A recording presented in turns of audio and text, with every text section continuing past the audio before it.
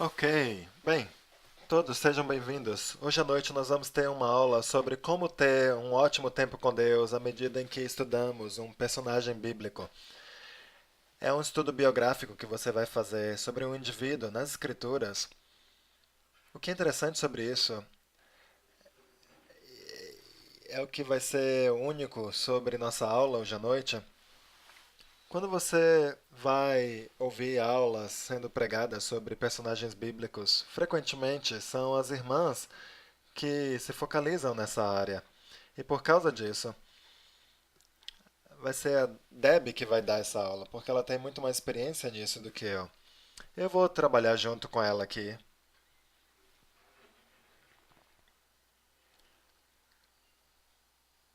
mas debaixo da autoridade dos irmãos na igreja, nós vamos pedir que a Deb compartilhe com todos sobre como ela faz um estudo de personagens bíblicos. E eu vou tentar ajudar aqui junto com ela.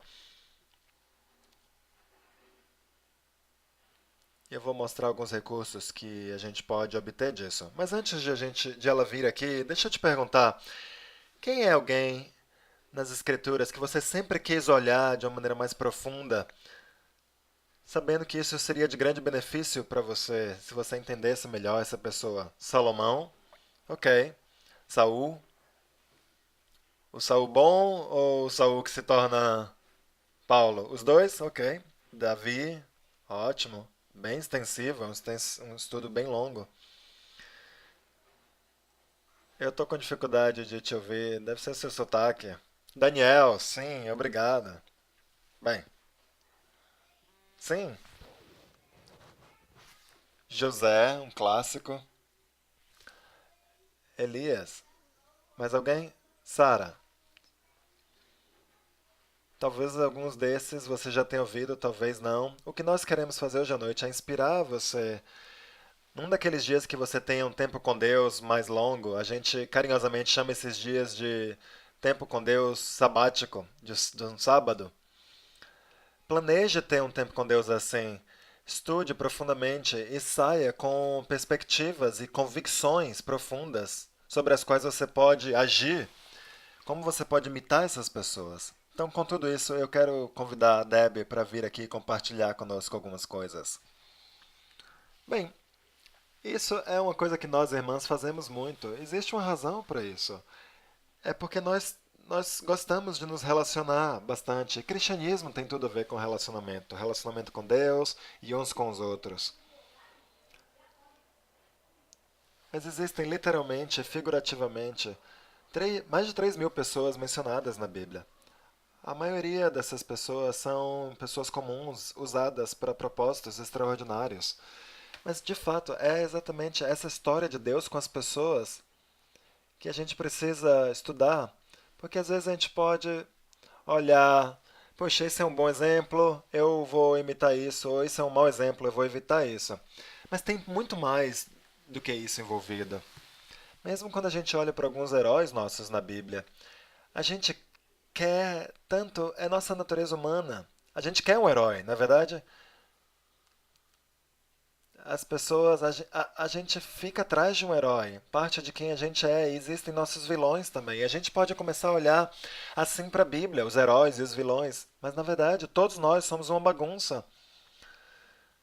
Satanás, ele trabalha por meio de qualquer pessoa, seja José, seja Abel. O que a gente quer ver é o seu relacionamento com Deus e como Deus trabalhou por meio disso. A Bíblia não se envergonha de mostrar nossas fraquezas. Bem, Adão e Eva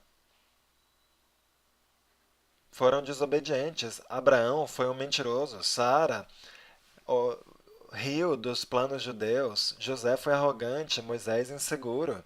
Salomão foi o tolo mais sábio do mundo, que casou-se com centenas de mulheres que não conheciam Deus. E a gente tem Elias, Jeremias, Jonas, que eram deprimidos. Talvez até queriam cometer suicídio. Maria Madalena tinha 7 demônios. Maria, mãe de Jesus, queria ter controle em vez de deixar isso a Deus. Os irmãos de Jesus, eles eram certa forma tolos. Essas pessoas eram uma bagunça. Mas você vê essas pessoas como elas foram usadas por Deus. Adão e Eva, apesar de terem causado a queda do ser humano, eles sofreram o exílio de um filho e a morte de outro filho, mas ainda assim eles cumpriram a promessa de Deus e multiplicaram-se em todos os povos da terra. Abraão começou como um mentiroso, mas sua fé não foi abalada. Sua esposa, passando pela menopausa, ele é conhecido por alguém cuja fé não foi abalada. Sara foi conhecida por uma mulher como uma mulher que não cedeu ao medo, mesmo quando seu marido, que deu a ela um harém, não só uma vez, mas duas vezes. Jacó, cheio de planos, mas no meio do que ele estava passando, estava lá exausto, cheio de medo, ansiedade. Mas ele lutou com Deus a noite toda para receber a bênção. Dessa vez não foram seus planos ruins, mas ele perseverou com Deus. E ele olhou Deus face a face. José, ele começou arrogante, mas aí a gente vê ele se tornar esse homem que era tão confiante na soberania de Deus, sem amargura, por meio de todos os sofrimentos pelo qual passou, pessoas deixando ele para trás. Moisés começou como um homem inseguro, mas se torna um líder incrível. Davi e Salomão, talvez no fim da sua vida, quando escreveu Eclesiastes, aprendeu que temer a Deus e obedecer aos seus mandamentos, que foi para isso que fomos criados. Paulo, que chamou a si mesmo de um perseguidor, um homem violento. E aí ele termina, apesar de todas as dificuldades pelas quais ele passou, ele termina trazendo o evangelho para os gentios, e não só isso, mas ele levanta líderes para continuar levando a mensagem depois de ele ser executado. Eles começaram com uma bagunça. O único herói nas escrituras é Deus. E quando a gente estuda os personagens bíblicos, a gente deve manter isso em mente. E eu adoro como o Ed nos dá essas dicas. O Ed nos dá essas dicas que, número um, a gente precisa preparar nosso coração para estudar esses personagens. E eu quero falar algumas coisas aqui, nosso pré-estudo, antes de estudarmos propriamente os personagens. Nós precisamos ter um desejo. Provérbios nos chama a ter o desejo de ter sabedoria, o desejo de ter o discernimento. Eu sei que para mim mesmo, eu preciso ir para a minha Bíblia empolgada. Eu quero conhecer essa pessoa. Se eu puder aprender um pouco do relacionamento dessas pessoas com Deus, eu vou aprender mais sobre o meu relacionamento com Deus. Eu quero estar empolgado. Eu ainda estou tentando conhecer meu marido. Nós nos casamos 15 anos atrás, mas como Provérbios fala, que os propósitos do coração são profundos.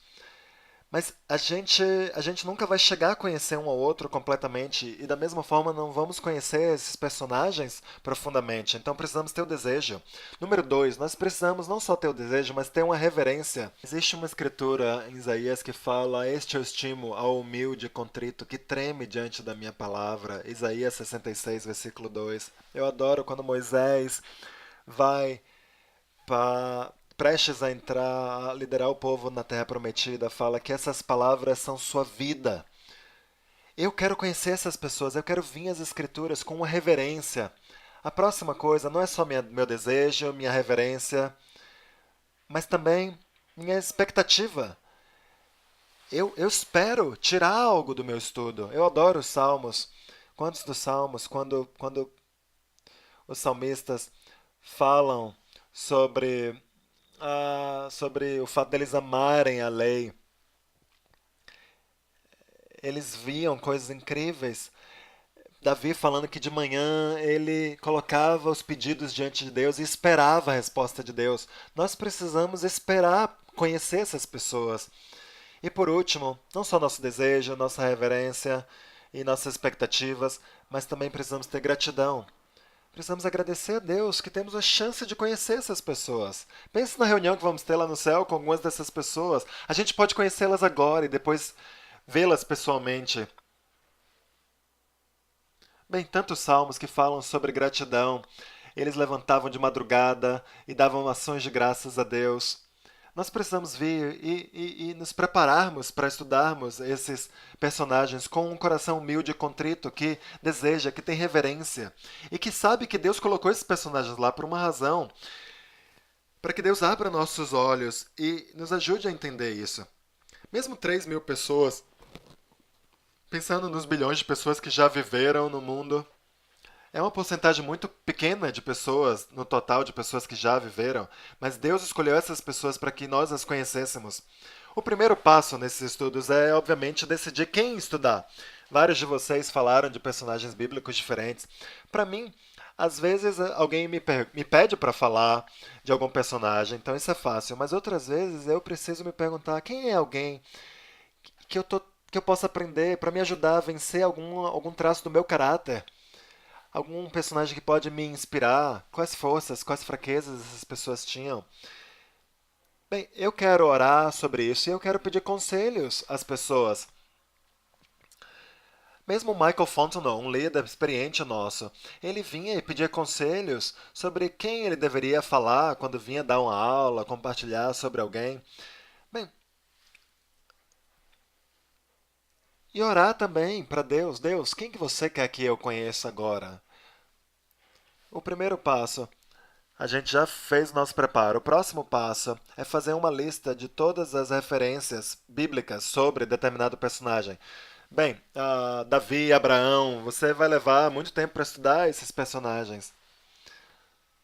Ah, e aí eu pego uma escritura e uma mulher adúltera, por exemplo. E aí eu quero entender sobre adultério, quais eram as leis do adultério na época e o contexto. O Ed vai falar um pouco mais em detalhes sobre isso, mas quando você vai para uma ferramenta de estudo bíblico, a gente já falou sobre isso em outra aula, ele vai passar por esses pontos daqui a pouco, mas a gente deve pegar as escrituras.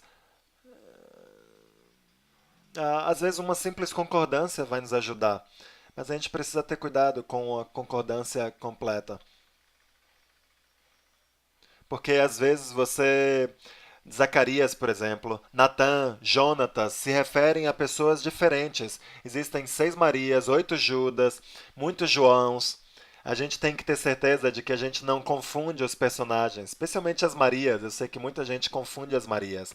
Também situações similares. A gente acha, por exemplo, Jesus limpando o templo.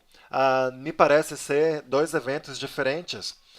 Às vezes a gente vê a mulher pecaminosa em Lucas 7, não é Maria de Betânia. Uma estava tentando honrar Jesus e outra situação eles estavam em um lugar diferente. Mas às vezes a gente fica confuso porque o contexto era o mesmo. Duas mulheres estavam tentando honrar Jesus. E o Ed vai falar um pouquinho mais sobre isso. Tudo isso tem a ver com o pré-estudo, o preparo necessário para a gente de fato estudar as escrituras. A gente precisa ver.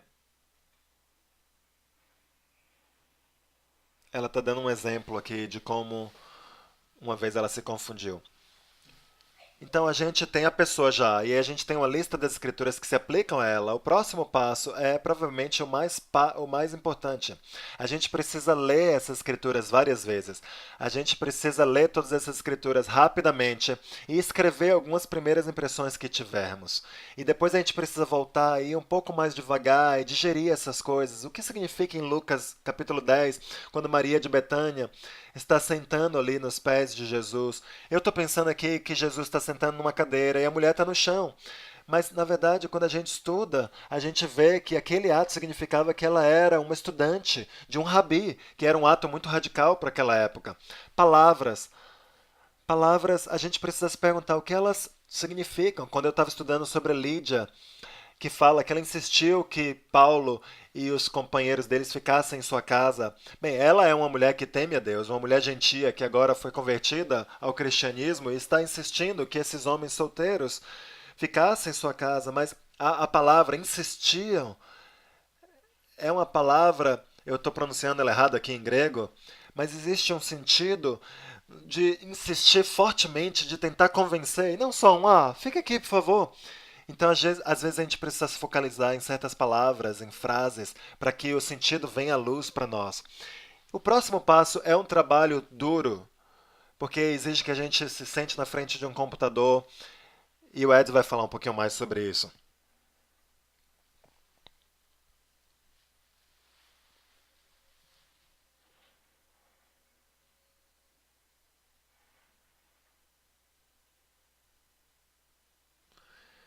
Algumas semanas atrás a gente viu esse website aqui, biblestudytools.com.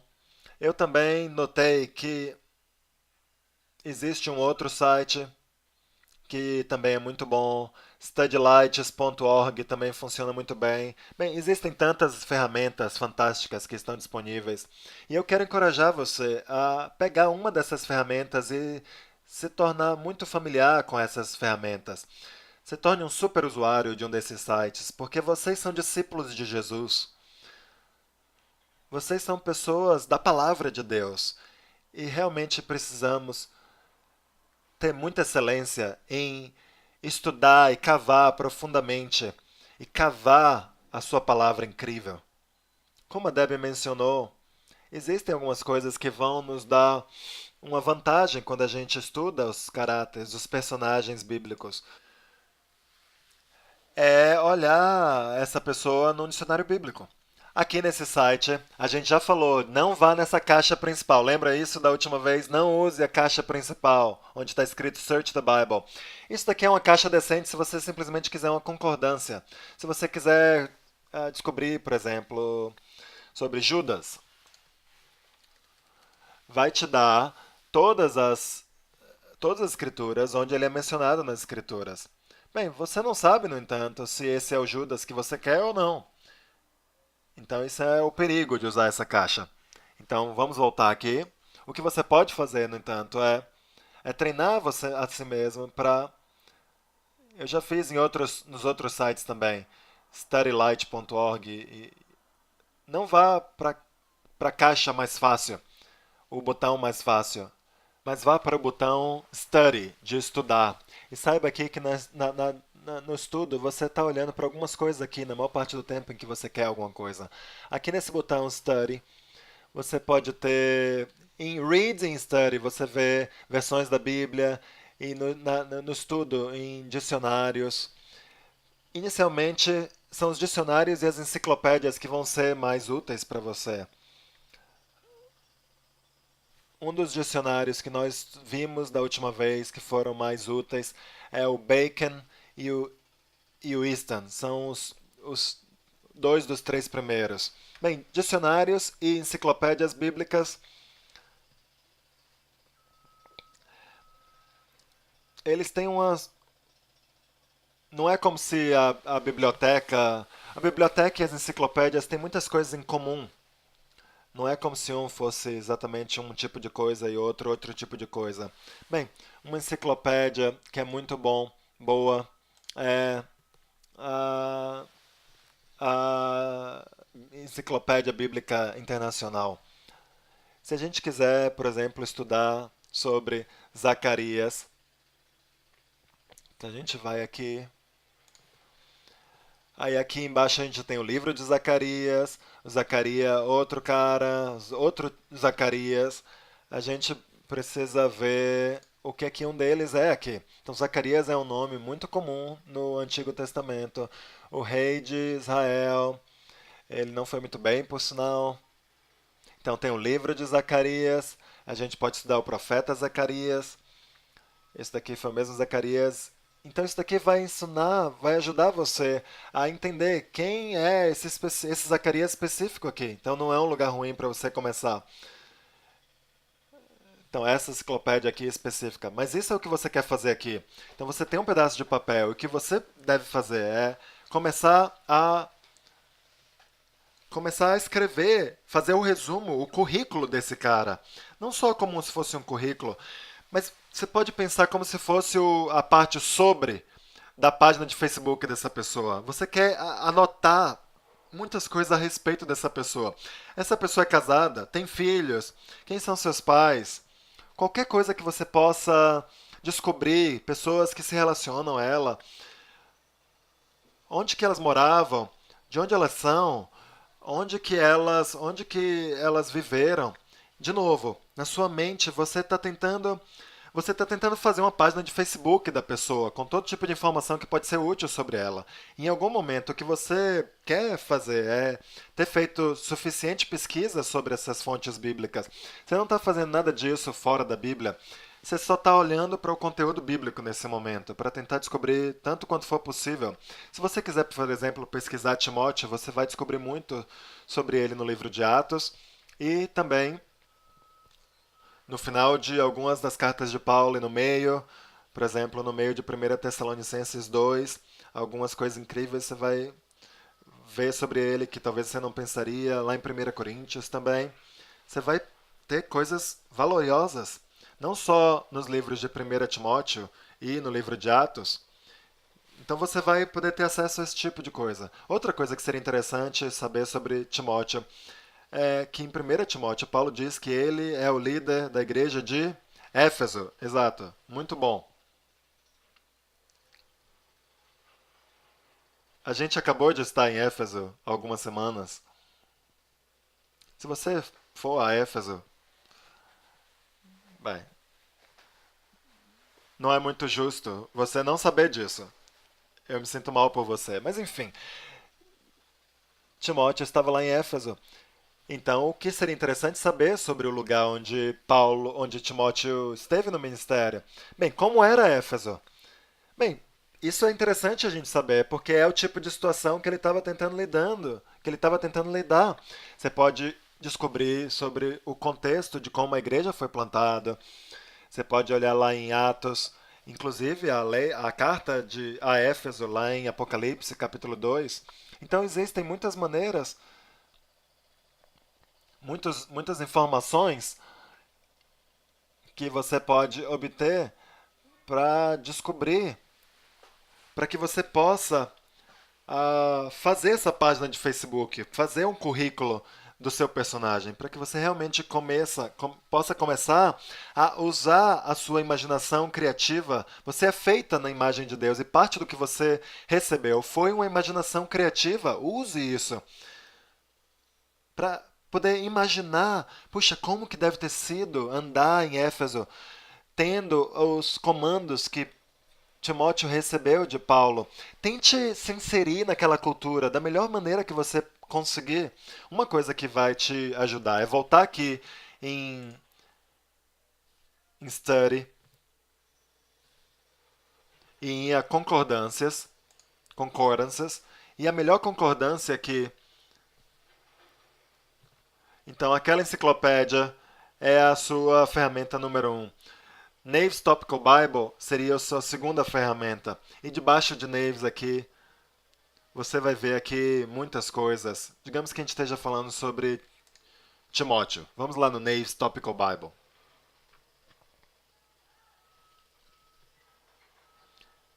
Vamos lá. Timóteo.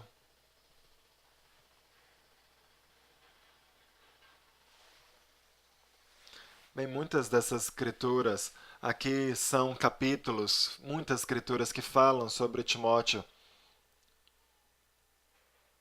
Agora você também pode talvez fazer um pouco de pesquisa.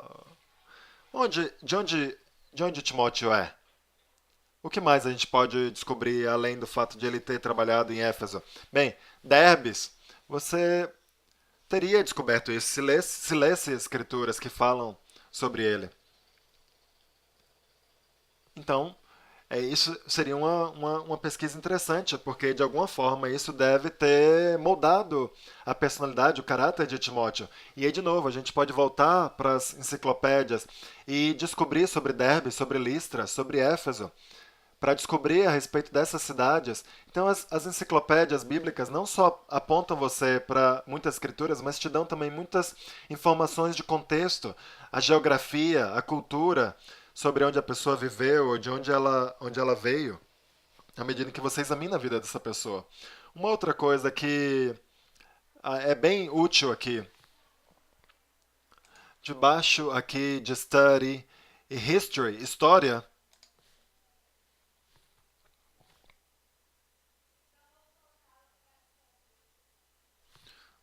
Uma coisa que eu tenho visto bem, que é bem útil, é esse livro interessante aqui chamado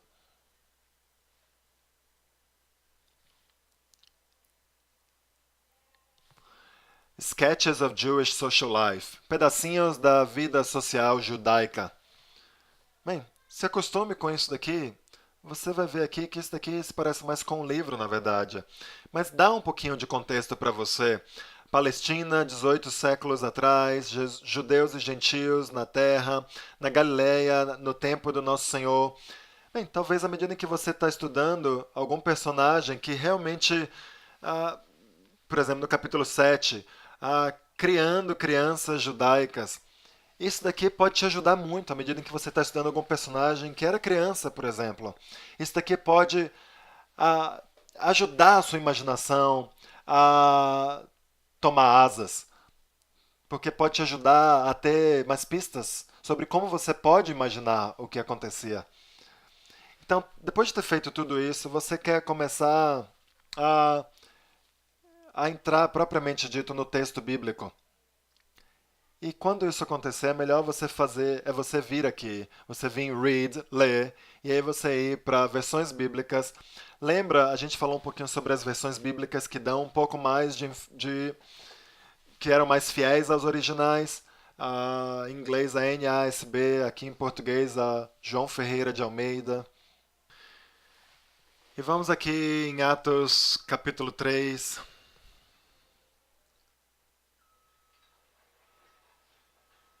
versículo 12. Vamos estudar aqui essa passagem. Digamos que a gente esteja estudando Pedro e a gente vê o que Pedro está passando aqui e fala: vendo isso, Pedro lhes disse: Israelita, por que isso surpreende? Por que vocês estão olhando para nós como se tivéssemos feito este homem andar pelo nosso próprio poder ou piedade? Piedade, que palavra interessante. Eu quero saber o que ela significa. E aí você pode ir mais profundo nessa palavra. É Eusébia, essa palavra. Isso aqui te dá uma chance de olhar de uma maneira mais profunda. Ah, quando você olha para essa palavra mais profunda. Então, Lídia, por exemplo, como a Deb falou, ela foi persuadida de forma muito forte.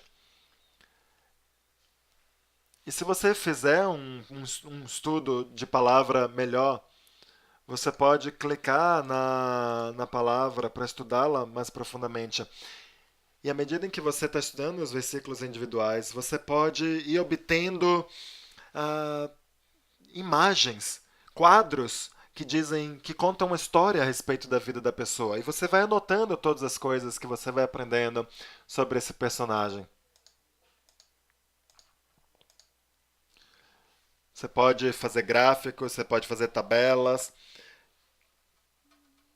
Eu gosto de pensar numa página de Facebook, porque de fato é como se a gente estivesse tentando contar a história da pessoa, não só o resumo da vida dela, mas depois o timeline, o quadro de vida da pessoa.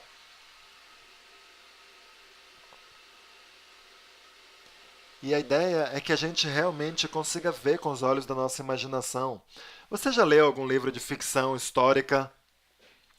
Então a pessoa pega fatos históricos e a pessoa imagina coisas em cima dos fatos.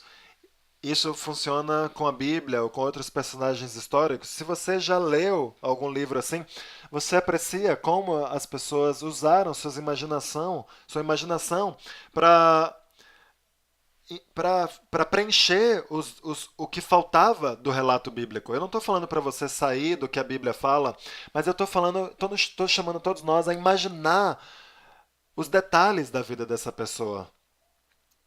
Então, à medida em que a gente passa tempo aqui, tanto nos textos bíblicos como nessas ferramentas bíblicas, às vezes o nome das pessoas, elas significam alguma coisa. Fala aqui que eles foram para ah,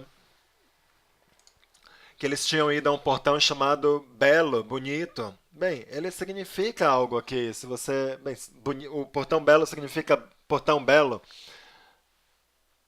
Mas digamos, essa palavra é fácil, porque a gente ainda usa ela, mas digamos que fosse uma palavra que a gente não use. Na verdade, aqui em Atos 3, versículo 10, fala que o portão era Formosa. Eu quero te dar um saborzinho de como a gente faz isso. O livro de Ruth, por exemplo, poderia ser quase entendido, compreendido só se a gente fizesse um estudo sobre o significado dos nomes dali. Elimelech, que se casou com Naomi. O significado dele é: meu Deus, é meu rei. Naomi tem dois filhos, Malom e Quilion, Noemi. Esses nomes significam fracos, doentes. E a gente sabe por que que eles morreram. Em últimas, eles precisam voltar para Belém. O que que Belém significa? A casa do pão. Quando ela está se preparando para sair e voltar para Belém, bem, ela tem duas noras, que significava que eram Or, Orfa e Ruth. Orfa significa virar suas costas, que é exatamente o que Orfa faz. E o que que Ruth significa? Uma grande amiga. E ela prova ser exatamente isso. Noemi diz: eu não quero mais me chamar de Noemi, porque o que que Noemi significa? Agradável. O que que ela diz? Me chamem de Mara, que significa amarga. Falando nisso, eu fui para uma escola e eu tinha uma colega cujo nome era Mara Amarga. Mas ela era uma menina bem legal. Depois ela mudou o nome dela para Noemi. Depois de se casar com Boaz e ser redimida, eles têm um filho chamado Obed. E Obed, ele estabelece a genealogia de Davi. Sabe o que Obed significa? Genealogia. Então, só saber o significado dos nomes dos personagens principais do livro de Ruth e o nome dos lugares, você obtém tanta história. Então, não negligencie esses nomes de pessoas e de lugares, porque muito frequentemente a Bíblia está tentando nos dar informações por meio desses nomes. Bem, eu acho que uma vez que a gente tem escolhido a pessoa, a gente orou, pediu conselhos, e a gente leu, releu, e a gente fez essa pesquisa dura que o Ed falou aqui. Depois disso, existe algo que a gente não fala muito a respeito disso, mas que significa medição, que significa pensamento concentrado. Meditação é mencionada 18 vezes na NVI. A gente pensa, a gente fala sobre ler a nossa Bíblia, sobre orar, mas muito do que acontece quando a gente entende algo, é claro que a gente a gente pede a sabedoria de Deus no nosso tempo, no nosso momento de pré-estudo, mas às vezes a gente está orando e a gente pensa, puxa, eu nunca tinha pensado sobre isso antes. Mas você precisa sair um pouco e simplesmente pensar. Você precisa pensar sobre as frases, sobre as palavras. Você precisa se fazer perguntas. Por exemplo, quando eu estava estudando Abigail, 2 anos atrás, eu pensei, puxa, como que essa mulher bonita acabou se casando com um homem tolo assim? Isso daqui foi arrumado para ela. Por que que Davi foi tão diferente em 1 Samuel 25, quando ele quer matar os israelitas? E aí, de repente, ele se sente quebrantado. Pô, o que levou ele a ter essa mudança de coração? Bem, Samuel tinha morrido. E talvez ele estivesse passando pelo luto dele. E isso contribuiu. Bem, você precisa se fazer perguntas. Bem, você precisa se perguntar sobre a reputação das pessoas. Em Atos, a gente vê que Timóteo tinha uma reputação grande em duas cidades diferentes. E ele provavelmente só tinha 19 anos. Isso fala muito sobre quem Timóteo era.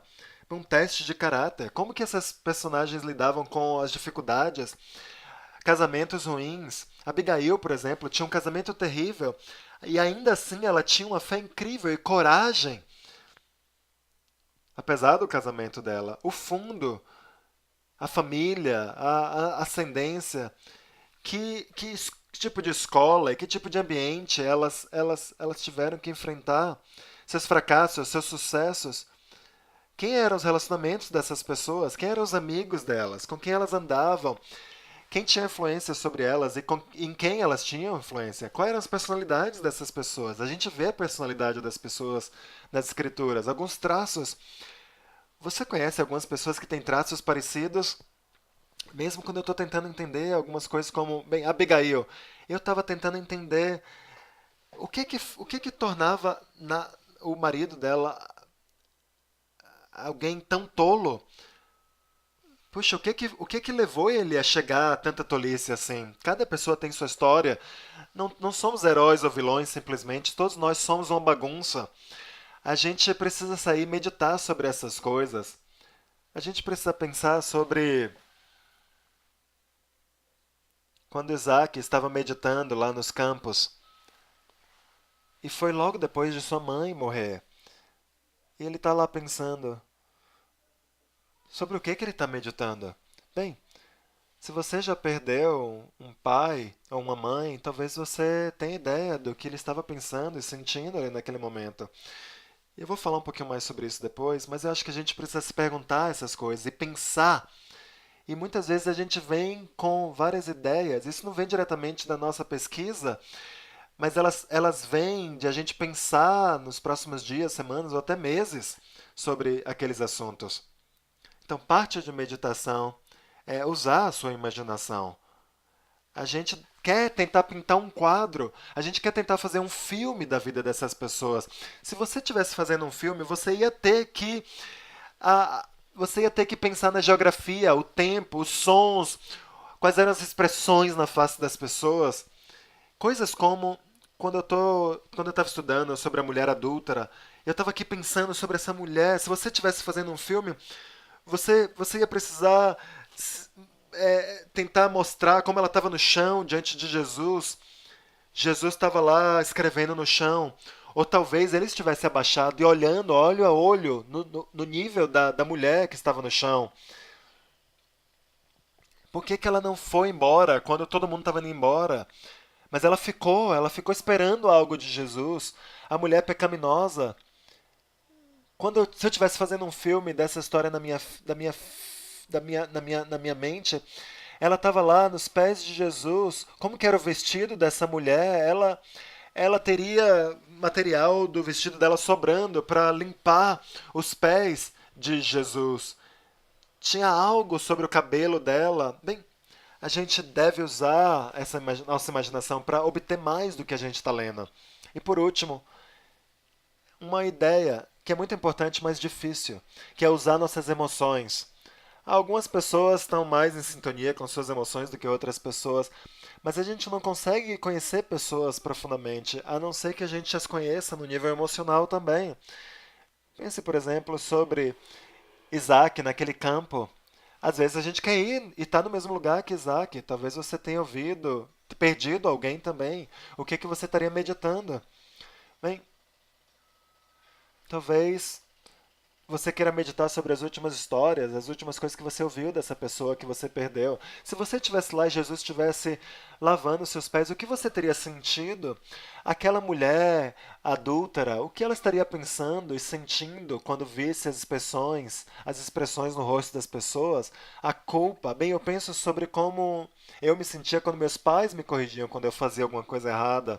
A gente precisa se conectar com os personagens bíblicos no nível emocional também. Precisamos nos conectar a essas pessoas no nível emocional. E por último, e a coisa mais importante é, agora eu conheço essas pessoas, e como eu aplico isso à minha vida? Quando eu estava estudando Maria de Betânia, uma das minhas mulheres favoritas na Bíblia, eu coloquei todas as histórias dela cronologicamente, ela lá sentada aos pés de Jesus aprendendo, e ela lá chorando a morte do seu irmão Lázaro.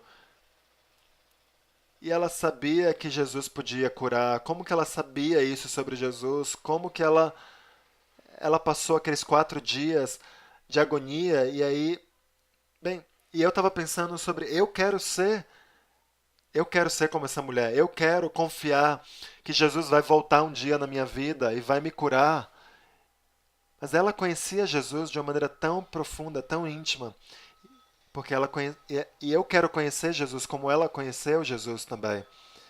E quando eu estou aplicando essas coisas, quando eu conheço essas pessoas profundamente, e aí eu penso como que Jesus vai me ajudar a mudar, como ajudou essas pessoas a mudarem no meu próprio coração, no meu próprio caráter.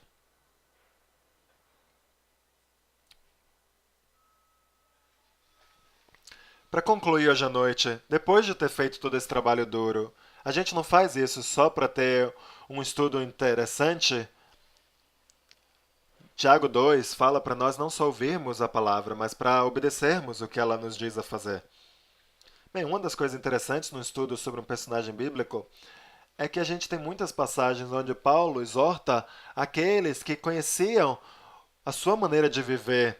Ele fala isso aos Tessalonicenses, por exemplo: vocês conhecem a maneira como eu vivi, e vocês se tornaram imitadores de mim e do Senhor. E o que me inspira mais aqui em Hebreus 13, eu vou ler aqui, no versículo 7, que fala: lembrem-se dos seus líderes que lhe falaram a palavra de Deus. Observem bem. Então traz essa ideia de meditação, de reflexão. Observem bem o resultado da vida que tiveram e imitem sua fé. Vamos dizer que essa pessoa fosse Paulo, Pedro, Timóteo, José. Eu estou me focalizando em alguns do Novo Testamento. Com isso em mente, existe uma tentação de nos tirar a responsabilidade, porque os tempos são diferentes hoje em dia. E essa palavra que eu acabei de ler aqui não nos permite que tiremos a responsabilidade do que acabamos de estudar, porque fala aqui que nós devemos imitar a fé dessas pessoas. Não formulemos desculpas. E logo depois fala que Jesus Cristo é o mesmo, ontem, hoje e para sempre. O Jesus que dirigiu Timóteo, que inspirou Paulo, que causou tanta exuberância em João e André e em Pedro, todos aqueles que andaram com Jesus, todos aqueles que andaram com aqueles que andaram com Jesus. Nós somos chamados a imitar a fé desses homens e mulheres, porque o Jesus que eles experimentaram é o mesmo Jesus que nós temos hoje. E considerar cuidadosamente como eles viveram suas vidas. E ter o alvo de viver Jesus da mesma forma que eles experimentaram Jesus. Tudo isso daqui não tem a ver com ter um herói nas escrituras, mas ter Tiagos e Joões e Marias normais que tinham a grande fé em Deus. E da mesma forma como eles permitiram que Deus fosse seu herói, a maneira como eles confiaram em Deus e foram e fizeram coisas heróicas em seu nome. Então, nós devemos ter aspirações parecidas, nada menores do que as deles, porque Jesus é o mesmo, ontem, hoje e para sempre. Amém. Obrigado.